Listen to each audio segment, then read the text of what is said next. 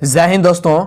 आज की इस वीडियो में हम आपको बताने वाले हैं, यदि आप कक्षा 10 में पढ़ रहे हैं तो एग्जाम में एक प्रश्न इस प्रकार से जरूर आता है, यानी ये एपी से रिलेटेड है और ये प्रश्न में कई विद्यार्थी फंस जाते हैं। ठीक है, तो हम बता रहे हैं आपको इजी तरीका से जो आप आसानी से सॉल्व कर लेंगे। और मैं एक बात बताना चाहूंगा आपको, जब आप ये क्वेश्चन सॉल्व कर लेंगे ना तो उसके बाद आपको ये प्रश्न दिया जाएगा। देख सकते हैं दोनों सेम ही क्वेश्चन है। ठीक है, देख सकते हैं आप, क्योंकि इसमें बोल रहा है 10 और 250 के बीच में 4 के कितने गुणज हैं, और इसमें कह रहा है 10 और 260 के बीच में 6 के कितने गुणज हैं। तो दोनों सेम ही क्वेश्चन है। जब आप ये बना लेंगे ना तो ये क्वेश्चन आप अपने खुद से बना लेंगे, यानी आपको रटना नहीं है, समझना है। क्योंकि एग्जाम में होता क्या है कि कहीं ना कहीं अंक चेंज कर जाता है तो विद्यार्थी फंस जाता है और वह विद्यार्थी रटता रहता है। तो आपको रटना नहीं है, समझना है। ठीक है, तो आइए हम सॉल्व करते हैं और हम आपको समझाते हैं। सबसे पहले समझिए 10 और 250 के बीच में, देखिए 10 से स्टार्ट होगा। ठीक है, अब देखिए 250 तक जाएगा।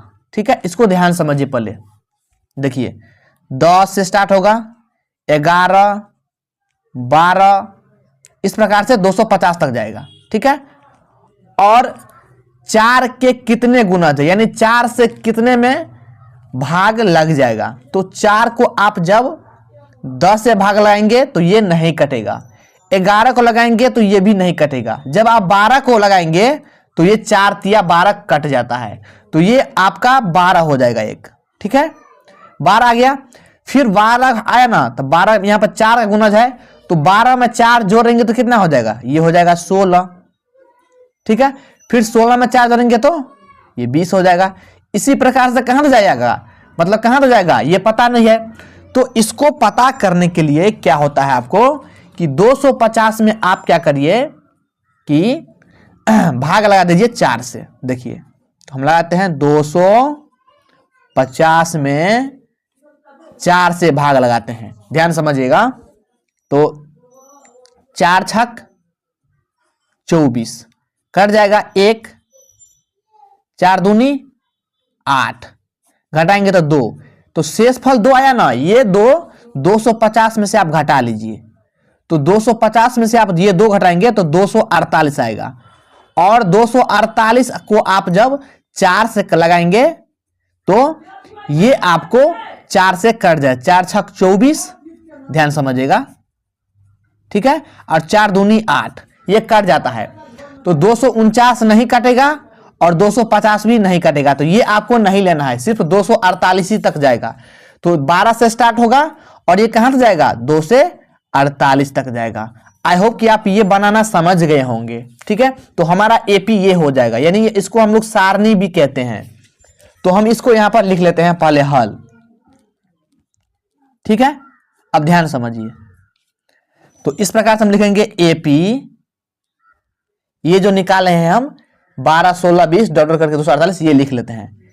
एपी बराबर 12, 16, 20 डॉट डॉट डॉट 248। ठीक है, ये हमने लिख लिया। ठीक है, अब हम क्या करेंगे तो आसानी से निकाल लेते हैं एपी के फॉर्मूला पर। तो देखिए एपी का प्रथम पद होता है ए, तो हम ए बराबर लिख लेते हैं। यहां पर ए बराबर होता है 12 हो जाएगा।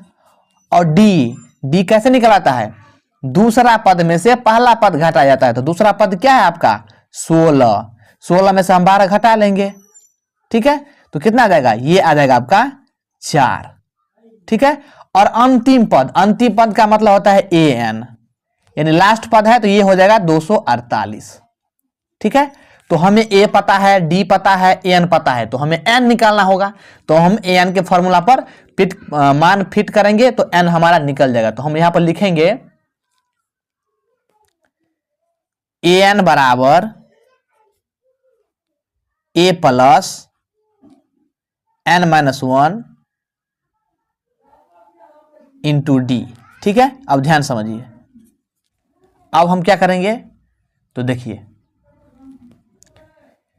एन का मान कितना है 248, तो 248 बराबर ए का मान कितना है 12, तो हम 12 देंगे, प्लस n का मान नहीं पता है तो इसको इसी पर है, यहीं रहने दीजिए, कुछ नहीं करिए, ठीक है। d कितना है, d है आपका 4 निकाले हैं, यहां पर गुना है, अब गुना का चिन्ह दे या इंटू बात एक ही होता है, ठीक है। अब ध्यान समझिए 248, ये 12 प्लस में है, बराबर की इस तरफ आएगा तो इसका उल्टा होता है माइनस, ठीक है। अगर प्लस माइनस रहता तो प्लस हो जाता, ठीक है। अब देखिए 4 को n से गुना करेंगे तो ये 4n हो जाएगा, माइनस है तो माइनस लगाइए, फिर 4 को 1 से गुना करेंगे तो ये 4 हो जाएगा।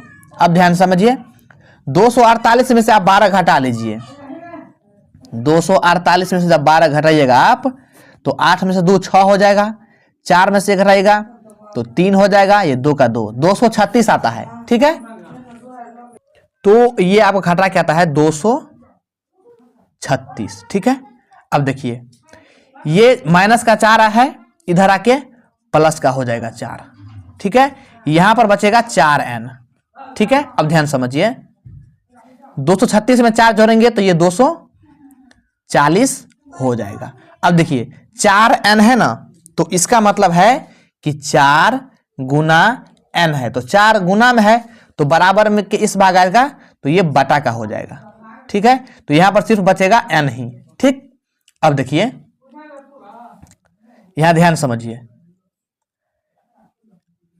अब इसको आप काट भी सकते हैं, 4 छक 24, ठीक है। तो ये 6 बार में कट जाएगा, ये 0 बैठा देंगे तो n बराबर हो जाएगा आपका 60, यानी आप 4 से 240 में भाग लाएंगे तो 60 आएगा, जो कि आपका फाइनल आंसर आ जाता है, ठीक है।